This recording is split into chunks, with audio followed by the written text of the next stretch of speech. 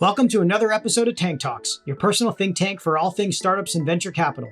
I'm your host, Matt Cohen, founder and managing partner at Ripple Ventures. This week's episode is a conversation I had on Clubhouse with Eric Wu, co-founder of Revere VC. Eric is an experienced investor and thought leader in the emerging manager and micro VC ecosystem. Eric has deployed over $150 million across funds and direct investments throughout his career. He started in venture as a principal at Northgate Capital and then moved over to Top Tier Capital to make fund investments.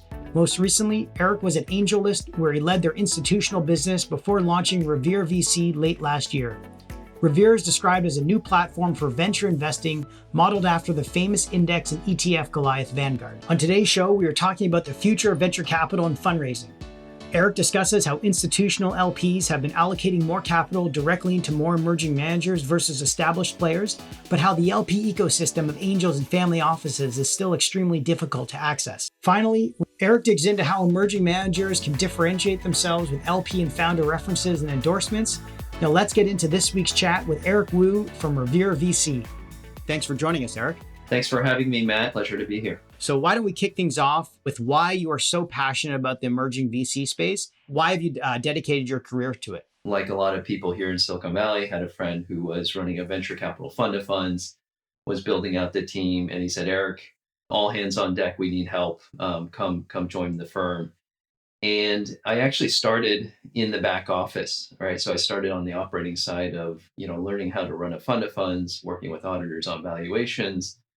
And so really my entree into the investment team was taking a lot of first calls for emerging managers who were trying to pitch us as LPs coming into their funds. And of course, the general partners, the managing directors, they don't want to take a lot of these first calls. So that task fell onto my shoulders. But thankfully, that was something that, 10 years ago, you had a handful of these emerging managers come through every year. Obviously, we've seen that whole explosion of now there's hundreds of them. So for me, emerging managers was how I got my start into investing, right, in the fund of funds world. And I felt so passionate about it because I was seeing all this great activity, all this great talent come through. And that led me to help form a lot of these emerging manager programs, both at Northgate and also at Top Tier Capital. And what was the emerging manager ecosystem like at that time? I mean, obviously now it's ballooned to thousands of emerging manager seed funds, but what was it like at that time? What would you describe emerging manager look like back then? Yeah, I would say, we're probably on the third wave. The first wave about 10, 12 years ago, handful of people that were in that super angel investment class, a couple of people that were spinning out of larger funds. And this was all predicated on this idea that as capital was becoming more efficient in terms of startups being able to, essentially prototype a product, the amount of capital, seed capital that was needed became a lot lower, right? So as bigger funds said, hey, if our average check was $1 or $2 million, but a company can get started for 500,000, this left the void for some of these super angels and, early seed funds to fill that gap as that first check writer. Now, as you move from that kind of phase one, that wave one, which was literally, like I said, a handful of VCs, you started to move into this world of specialization, right? And specialization was, somebody who was a successful enterprise software investor, made some money, did some angel investing analysis and said, I like this venture thing. I want to start a focused, specialized venture capital fund focused on seed and maybe Series A. As we move through the waves, a lot of that maps to how capital and capital efficiency was being deployed at that startup level. Going from a handful to, maybe 100 to now, as you mentioned, thousands. It's all revolving around this idea that capital at that first check stage has become much, much more attenuated to how do you find value add, right? And that value add generally is synonymous with, is there specialization around who those early investors are coming into that cap table. Yeah, I've talked about this before about how technology is a deflationary technology. So it makes everything more capital efficient. And it's also trickled its way into the investment world where you can get $100,000 check and make it go a lot farther because the cost to build that company, whether it's like a Shopify app, can actually generate some really sizable returns. And we just seen that sort of trickle through. But What also is interesting is how everyone has become more and more subspecialized into niche funds. So you're focusing just on investing in drop shipping, let's say, companies, or you're just focusing on like very deep tech or clean tech. I assume that wasn't the case when you started, but have you thought about how that's going to pan out in the next 5 years? Are we going to keep specializing, or does it get to a point where you just can't specialize anymore?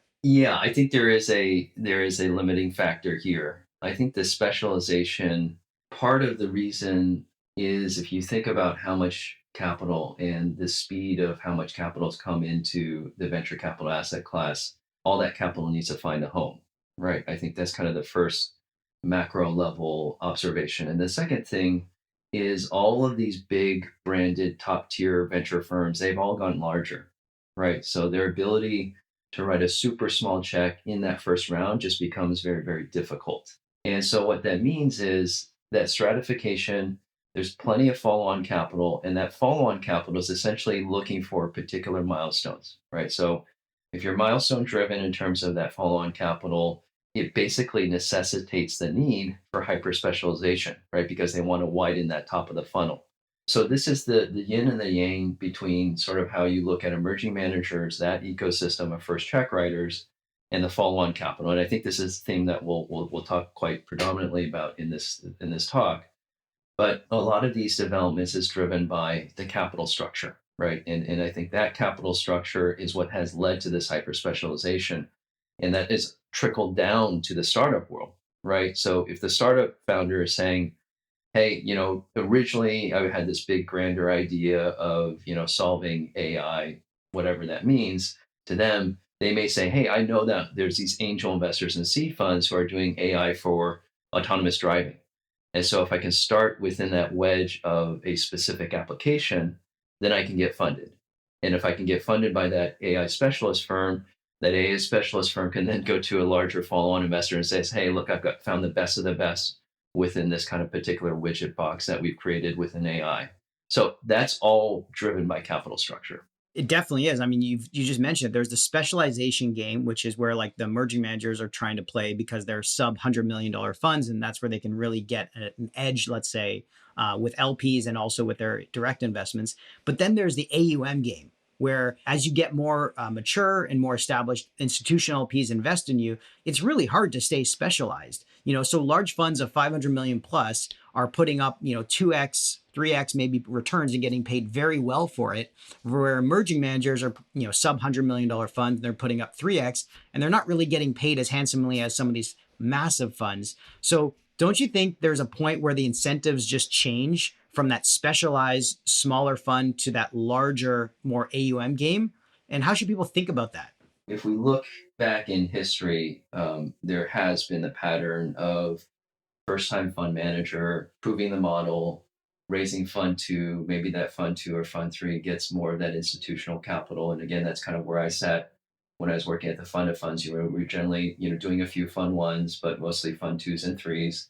And then by the time you're fund four, like you said, you're now in a mode where you're ramping that AUM. Now, most of this, again, not 100%, but a lot of this was driven by the profile and the universe of LPs, right? If you think about a larger institutional investor, like an endowment or even a large family office, they may say my check size for investing in funds is $5 or $10 million. Right. Now, if you're a $25 million fund, I mean, that to them is sort of overly concentrated, right? But if you're a $100 million fund, that feels like kind of the right size for them. So a lot of the behavior of how AUM has mapped for these emerging and graduating managers has been driven by who are the LPs that are writing these checks, right? And so in some respects, a lot of the LPs are kind of at fault in pushing this type of behavior. And so I think we're now self-correcting because a lot of the seed funds that have now gotten bigger and they've become successful, they're no longer seed funds, right? Your strategy shifts, right, by virtue of what we just talked about with respect to capital efficiency and specialization, right? As you have more assets, you have to broaden that lens. The LP behavior, I think, is changing. I think there is now greater awareness that small fund specialization that outperforms. And if you can find those early fund managers when they are small and specialized, that's really where you're going to get most of the alpha. The short answer is LP behavior was driving this. Absolutely, there is kind of a different incentive system as funds get larger, both in terms of the fees and carry they generate, and also where their strategy maps toward shifting more later stage. But we are now in an environment where that LP behavior is changing. I think that will help self-correct how GPs are approaching this. Yeah, for sure. Couldn't agree more. The LP kind of push towards larger funds. We see it ourselves, pitching LPs. Oh, we're raising a $50 million fund. Sorry, we're only 100 million or more. It doesn't make sense for us. Okay, I'm $100 million fund now. Now are you interested? It's like, chicken and egg kind of thing. But the incentives are just so skewed because, as I said, a 2x on a $500 million fund is a billion gross, 20% carries $100 million. If you're a $100 million fund, you do 3x, that's 200 million gross and 40 million in carry. The incentives are just totally skewed, but it's a lot harder. I get it, to do 2x on a 500 versus 3x on a 100. So I understand the law of large numbers comes into play here. But, I read a case study where there's an inflection point at which any fund over 150 starts to see a decrease in their returns as they cross that threshold. And so maybe that's why some of these emerging managers will stay in this sort of sub 100 million forever, but just raise on a more regular cadence. Do you think that's the case?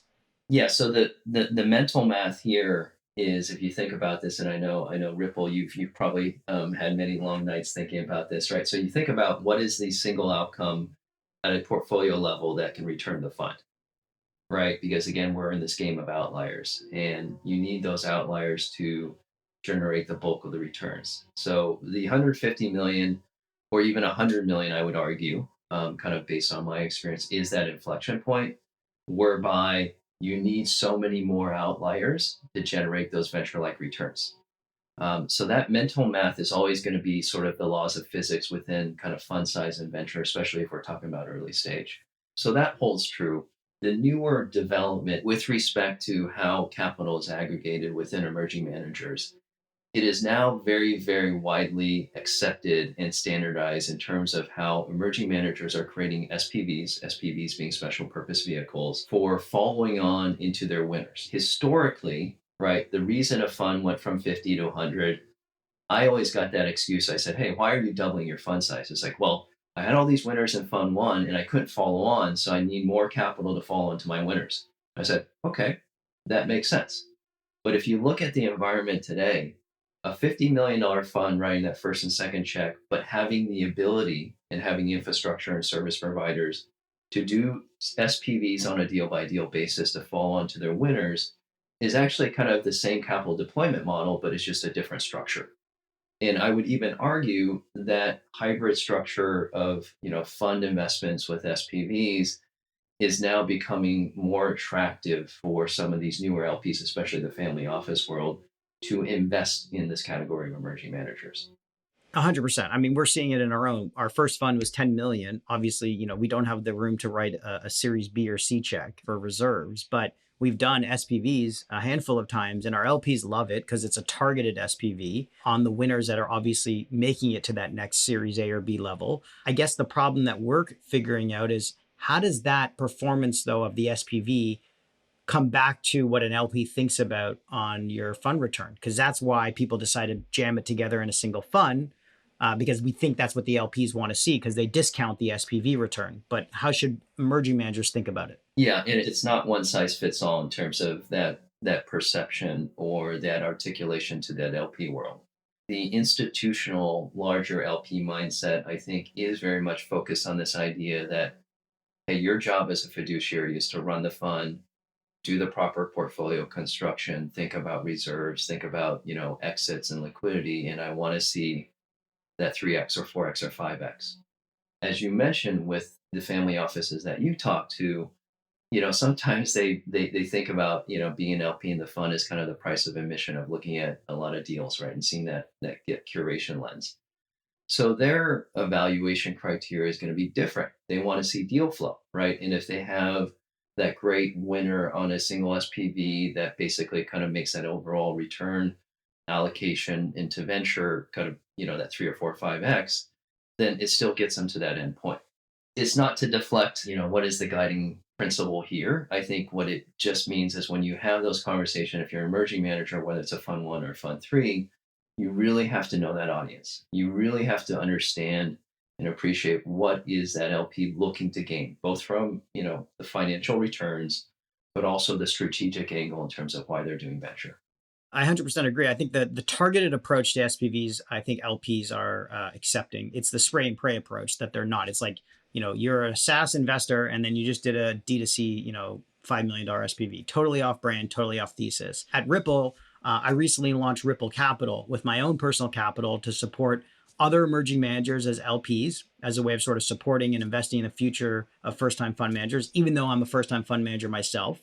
And also getting access to some of our personal connections who work at later stage tech companies who want to sell their shares pre-IPO or stuff. And our LPs are actually really enjoying that access where they wouldn't have had it before. But how do you think LPs will view this given that we are emerging managers ourselves? Where I am in strong agreement is whoever is closest to the fabric of the venture, startup ecosystem, you're always going to be best informed. You're always going to see things earlier. You're always going to be able to back channel founders, other venture funds in a way that either the later stage folks or even LPs can't do. So, as a premise of saying, hey, I'm involved in all this great activity, I'm seeing opportunities to invest through these different lenses, it's a good thing, right? Because I think ultimately this all drives returns and there is a kind of a product market fit for that right type of LP. Where it gets tricky and it gets difficult is, if you say your core job is to go find startups in a particular region at a particular stage, and all of a sudden you're saying, hey, 20% of my time is now doing this SPV, or 20% of my time is now looking at building a small fund of funds portfolio. I think it's generally that distraction element that is what gives kind of LP some pause, right? And as you move up the stack of more institutional, these are all kind of reasons to check that box and say, I'm a pass. So, on the one hand, I think it's good for the overall ecosystem because capital is finding its place into these gaps. And then on the other hand, I would say for the LPs who are trying to assess a sea of interesting managers, when they see anything that looks like there's a distraction, that's generally where there's questions being asked. Yeah, that makes sense. I mean, I think I started it because I wanted to be very transparent with what I was doing with my own personal capital first instead of other people's capital. There's a lot of GPs out there that are probably investing in family and friends businesses that are not even closely related to what their day-to-day fund business is. But the benefit I figured was one, you get access to a much broader network of GPs and funds and deal flow. And then if there's any breakout winners that you have the ability to co-invest in, you can go ahead and turn that off and offer it to your LPs of your own fund directly, which I think our LPs have really enjoyed. So we'll see how it plays out, but it definitely doesn't take up 20%. It's probably max 5% of my time. So, you've stated that emerging managers should include references, endorsements as a way to show, not just tell. But what if they only have individual LPs or family offices that institutional LPs don't really recognize? Is that still valuable? Like, what do you think about LP references or founder references when raising? Yeah, I think some of this is, I go back to the statement of, how do you humanize a story, right? How do you build a narrative, especially if you're an emerging manager that doesn't have years and years of track record. You might have an angel portfolio, but you may not have kind of distributions and exits in a way that would, in a data driven approach, an LP would say, okay, I clearly understand that you're a top quartile performer. So, in the absence of that, or in addition to what may be an early performance profile, you have to kind of find ways to tell your story. And that story has to kind of, enlighten the human element, right? And human element here is not only your perspective, your views, your network, but who are your customers, right? If your customers are these startup CEOs, being able to hear from them, even if it's this like kind of quoted format on a slide, is just a better way for people to conceptualize kind of what you stand for. So it isn't something that I say is the switch that gets an LP from a no to a yes, but it is part of a toolkit as you build that story that I think is super, super important for people to be able to appreciate, especially like I said, most of these LPs are not getting to that reference check stage unless you're like kind of the final three, right? Within a pool of maybe they evaluated 100 and you're the final three. So some of this is kind of my way of hacking. How do you get people to have that sneak peek of that, reference check? but do that very, very upfront in that relationship building process. That's very smart. I agree with that. We decided on our deck to put in some quotes from LPs, but also just put the numbers there. Over 60% of Fund One LPs re-upped in Fund Two, or we have some of these strategic LPs that bring us a lot of value, things like that. But I agree, you're probably not getting into the real references until you're at the finish line. So maybe let's move on to what's going on in the rolling funds world. So your former employer, Angelist, has seen tremendous success with its rolling funds initiative. Do you think an emerging manager can attract institutional investors as a rolling fund, or will they eventually need to mature off the platform and into a properly structured fund to succeed? Yeah, I would say my first comment, I think financial innovation as it relates to structured ways to bring more capital and democratize capital, I think that's a very, very good thing. And obviously, Angelist, to their credit, started this with the SPV model. They did fund administration in a traditional sense, and they're now doing rolling funds. That innovation is good. But if you think about a bigger institutional LP who is generally relatively conservative, it's a little bit difficult, right, for them to think about this exotic structure. And I use the word exotic not in the sense that the fundamentals of the structure are not exotic. It's essentially a GPLP structure with a 10-year fund life, but it's raised in sort of quarterly cohorts. But it's exotic in the sense of how is this structure attracting a new wave of investors? That is a part that's a little bit exotic. To say it another way, if a big GP left a brand name VC and said, I am doing a rolling fund and I'm only going to be doing rolling funds for the rest of my life, that is an easier buy decision than, an upstart, former operator angel who says, I'm doing a rolling fund. A different way to look at this is to say, who is actually behind the rolling fund? That is really ultimately what the LPs are buying into. If it happens to be a rolling fund structure, so be it. But if you kind of put just the rolling fund in front of that LP and say, hey, look, I want to convince you that this is a great thing, and I want you to allocate a bunch of capital to this, and then we'll go and find who are those GPs who are doing this. I think that's kind of the inversion here that is getting difficult for some of these LPs, especially on that institutional scale, to get comfortable with rolling funds. Yeah, I guess there's two buckets. There's the proof of concept GP who's trying to use the rolling fund as a sort of one foot in the door to get going on becoming a GP, but eventually they probably will be asked by institutional LPs to professionalize and institutionalize their model. And then there's just the day-to-day operators that are doing it on the side and will forever do it on the side. But it sounds like what you're saying is you got to be upfront and transparent with what your goal is and stick to that so that there's no sort of one foot in the door, one foot out the door. Is that what you're saying? Yeah, because I am seeing many people straddle both a rolling fund and maybe a traditional fund. And to your point, where it does make sense is if this is the very first part of your journey to say, hey, look, I don't even know if I want to be a full-time investor, but I know I've got great deal flow and I don't want to spend so much time fundraising, right? I just want to kind of get my allocations in these deals, build that track record. Rolling fund solves that need. But if it's a situation where, this is not part of the journey, it's sort of like kind of, systematically how we are going to be investing in early stage ventures, LPs need to kind of get comfortable with that, right? So it's to say there's a learning curve, there's a time that rolling funds need to be in the market, develop the track record, and become its own subset before LPs kind of buy off on that structural component to it. That's true. And I think what Rolling Funds has really done is it's democratized access to capital, but also to getting your fund going and making investments. But it's also sort of taken away that edge that traditional VC funds used to have, maybe. But you've stated that network is not really an edge, nor is good relationships with follow-on capital. So what is the true meaning of edge in your opinion? Edge is one of those things that is constantly evolving, right? And it's a function of what does the investment landscape look like today, right? And I always kind of use this analogy as a basketball fan, right? Like when Steph Curry came into the NBA, the three-pointer, him shooting from 30 feet was a tremendous competitive advantage. But today, when you look at the NBA, every single NBA team is shooting kind of, massive amounts of three-pointers, right? It's no longer an edge. It's just become part of the game plan of how people play basketball. And so the same thing can be applied to how you think about, this early stage, seed stage venture game is, in the beginning, network or, the best example I would say, from my experience over the last 10 years, a lot of the seed funds that I invested in that had special kind of personal relationships with those larger fallen investors, they just got to the front of the line in terms of getting their portfolio companies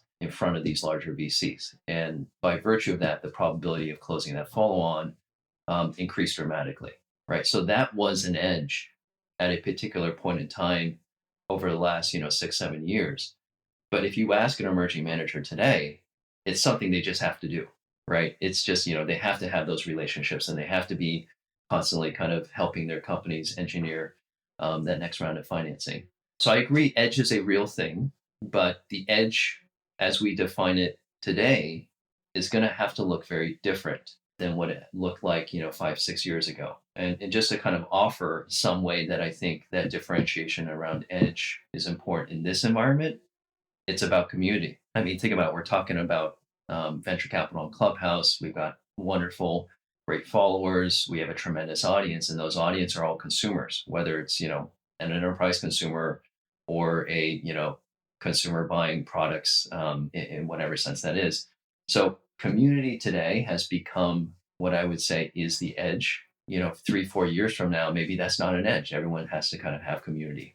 Yeah, it's interesting. It's like if you're a rolling fund, let's say, and you put in a $100,000 or $200,000 check, and then all of a sudden there's a follow-on investment by a large fund, maybe it's Angelist or something, and they take your company to $1 billion unicorn status. Should you be putting up your hand and say, "See, my edge is I get follow-on investing," when you can't really directly correlate that to what you did? The way I would phrase it is like I found this unicorn company before Andreessen, right? And so what led you to find that company before everyone else, right? That's the edge. The edge I think is not that, hey, I got Andreessen to follow onto my companies, which, like I said, at some point in time, that was something people would prominently feature. I remember looking at a lot of slide decks and people say, hey, look at all these follow-on investors, and they put a bunch of logos on the page. To me, that's not an edge. It's just a validation point that the portfolio that you're building is interesting and building and accreting value.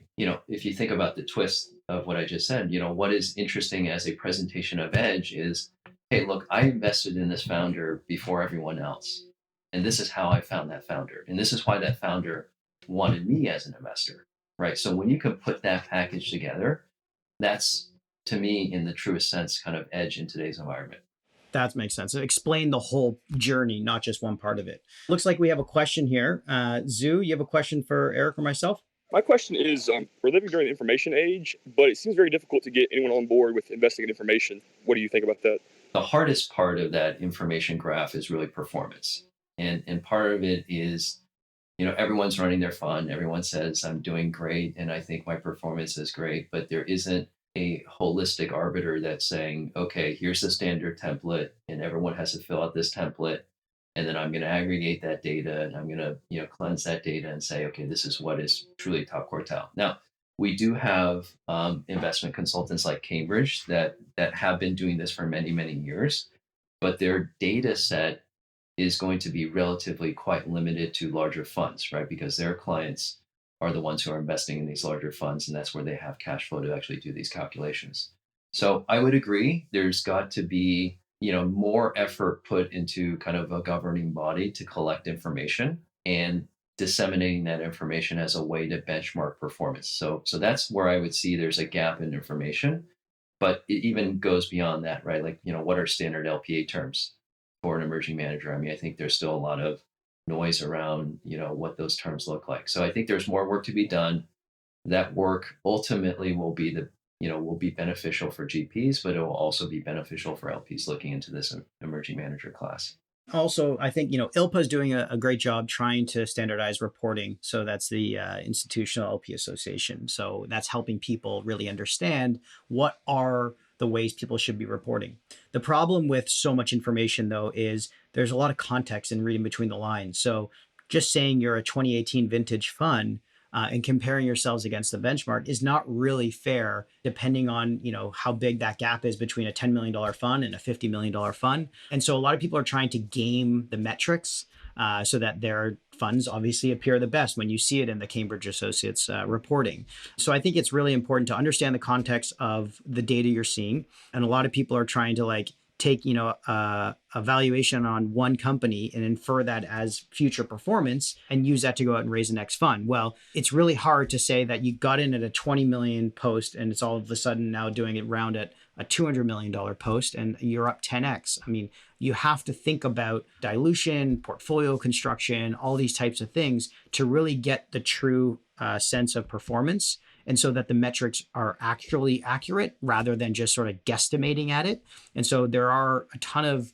ways to get information on performance, but they're all telling a different story behind the curtain. And I think there's just not really a great way yet. And I think Eric is hopefully trying to solve that with what he's doing at Revere. But yeah, it's really hard with all this information to read between the lines all the time. It starts with some element of curation, right? And a lot of what we do at Revere is, if we think about our secret sauce or secret weapons, as we call it, is, we have tremendous networks of emerging managers in a lot of different geographies. So if we look at that secret weapon, that secret sauce, we can kind of curate and cull through and help filter and do the matching, right, with our LP network, then through that signal of saying, hey, we've looked at this, we've blessed this, we've vetted this, then it's an easier conversation to have, right? Because instead of looking at a lot, they're looking at kind of a narrow part of that funnel. With that curation in combination with these emerging best practices, standardization of, information templates, this will slowly but surely get more LPs into this part of the asset class.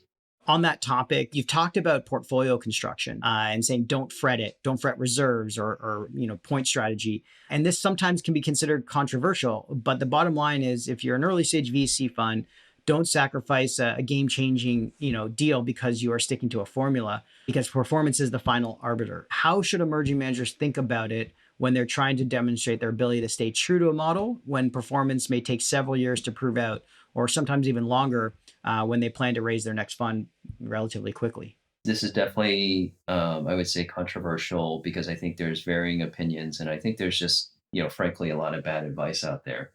It's not how you invest, it's what you invest in, right? That's always going to be what generates returns.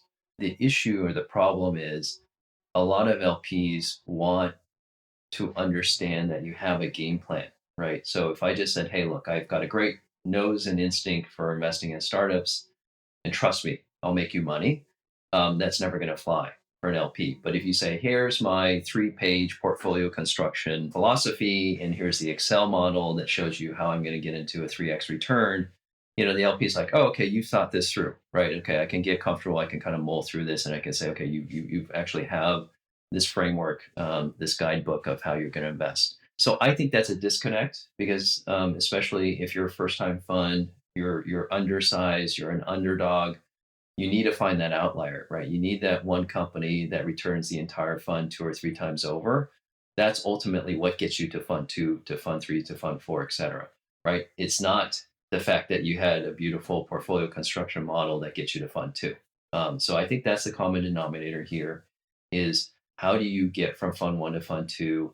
You obviously have to tell a story around, this is how I think about reserves and portfolio construction, but ultimately it's returns. And returns is led by which companies you're investing in. That's great advice. And we took that advice to heart when you provided it last time we spoke, where we inserted a page in our pitch deck where it was literally explaining how we get to 3x DPI and ran them through the fund model on each slide on how it works. And it definitely resonates with a lot of LPs out there. So highly recommend it to other people out there listening.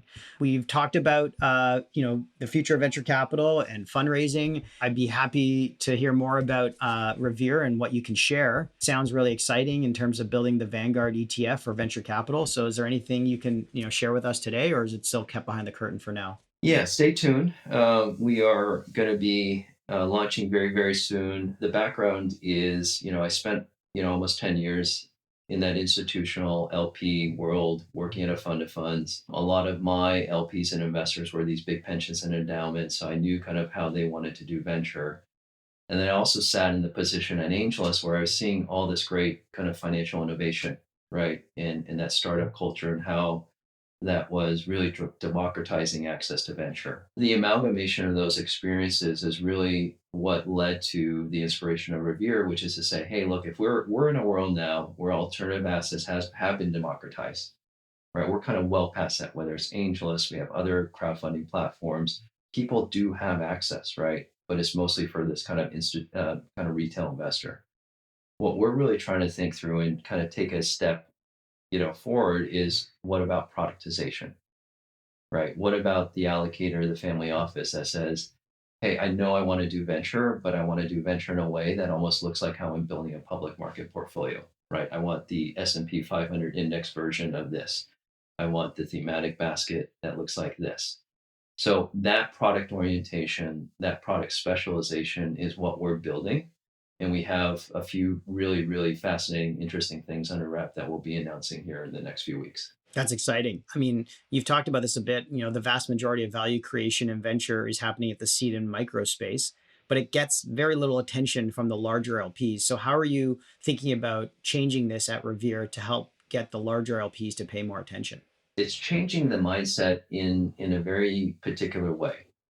So for larger LPs, their challenge and their pain point is there's just so many opportunities and not enough time, team, and resources to go attack that problem. Now, granted, there are larger teams that have PE, resources that can figure this out. But for the vast majority of institutional LPs, they just don't have the time and attention. They have to go through an intermediary, right? They have to go through a trusted channel. So we're trying to solve a lot of that for them with this idea of that productization. And I think that productization ethos is what's going to get more of this capital coming into the emerging manager category, right? And some of that format could be, hey, look, it's just here's a better way to curate a list, and then through that list you can go and spend time where you see there's a fit. Part of that is, like I said, that index or ETF approach where it says, okay, thematically, I know you might be interested in fintech. So why don't I go build a fintech basket, right? And that could include funds and direct deals. And then you can kind of buy into that thematic idea. So all of this is revolving around product innovation, which is, I think, for the benefit of the emerging manager category, right? Because if I'm aggregating that capital on the demand side and then dispersing that through to that emerging manager ecosystem and saying, hey, here are the different mandates that we're working on. And by the way, oh, your fund fits that mandate. Or when you have a follow-on round that hits a certain, valuation threshold that fits this mandate. That's really where we think the abstraction of this kind of capital layer comes into something that's really, really interesting. That's really exciting. I mean, the innovation that you're bringing for not just, Ripple selfishly as an emerging manager, but also for the LPs who really need it is always great. I always said there should be a Tinder for VC matching with LPs, but maybe that's another lifetime. What are your thoughts on venture philanthropy? I recently joined the Sick Kids Breakthrough Fund as a founding member to help invest in commercialized life-changing research projects at the hospital. Do you think this has legs to it? And what are your thoughts on it from a GP-LP perspective?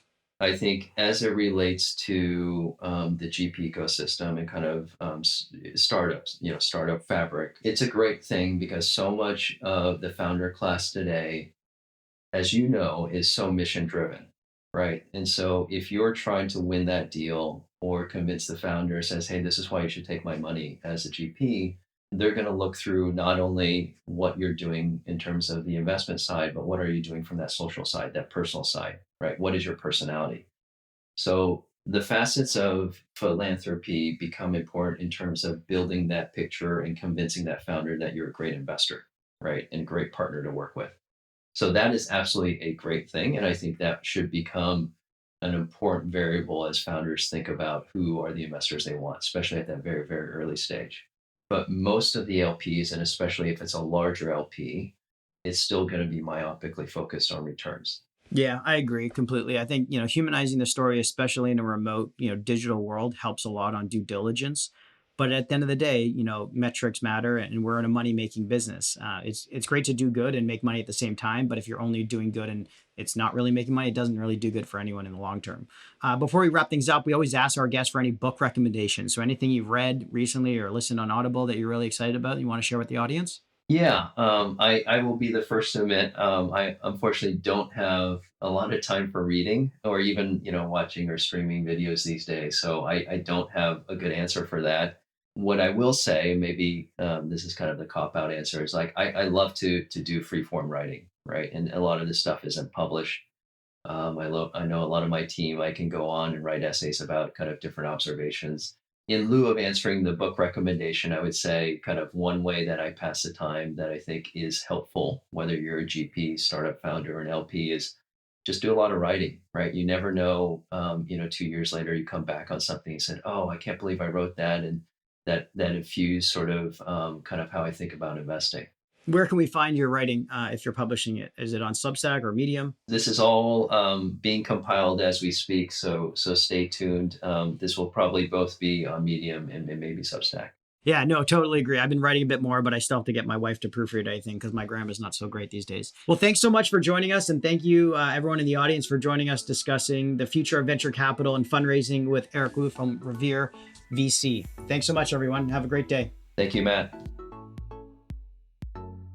Thanks for listening. As always, if you enjoyed this episode, please leave a review on Apple, Spotify, or wherever you listen to your podcast. And make sure to give me a follow on Twitter or Clubhouse if you want to be in the audience and ask a question on our next Tank Talk. Till next time.